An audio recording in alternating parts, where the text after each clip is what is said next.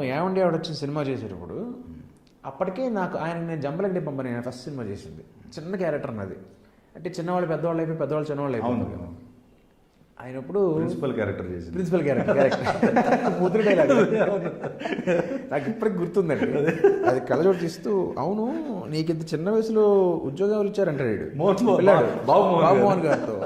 నాది చిన్న వయసు ఏంటారు ఆ కుర్ర కుంక అంటే ఈ డైలాగ్ కూడా అండి కళ్ళజోడు తీసి చొక్కా ఆయన చెప్పేవాడు అట్లాగా. ఓకే ఏం బాడీ లాంగ్వేజ్ కావాలి లుక్ ఇలా ఉండి ఉద్యోగాలు ఆ లుక్ ఇక్కడ ఇవ్వాలి అంటే ఇదేంటి మామూలుగా ఒక ముసలివాళ్ళు జనరల్గా ఒక 60-70 దాటిన వాళ్ళు ఏంటంటే చాలా స్లోగా మాట్లాడతారు.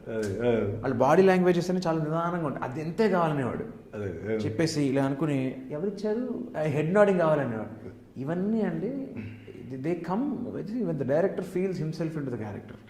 అందుకే వాడు అంత గొప్ప డైరెక్టర్. ఎగ్జాక్ట్లీ అంత పర్ఫెక్షన్ కావాలనుకునే భాగంలో తిట్టడాలు నన్ను కాదండి. ఒకసారి షార్ట్ అప్పుడు ఏమండి వాడు వచ్చిన సినిమా అప్పుడైతే రంభక్కను వాణిశ్రీ గారు అనుకుంటా చేస్తున్నారు. నాది అయిపోయింది. మధ్యాహ్నం నా సీన్ చేశారు తోటలో. హరీష్ గారికి ఓ సలహాలు చెప్తాను నేను. ఓకే ఆ సీన్ అయిపోయిన తర్వాత మధ్యాహ్నం షిఫ్టింగ్ తర్వాత నాకు షూటింగ్ లేదు. ఆ రోజు వాణిశ్రీ గారి రంభ గారిని సీనియర్ చేస్తున్నారు. ఈవిడ రంభ ఉయ్యాల మీద కూర్చొని డైలాగ్ చెప్పాలి. 5 టేక్లు అయింది 5 టేక్లు అయింది.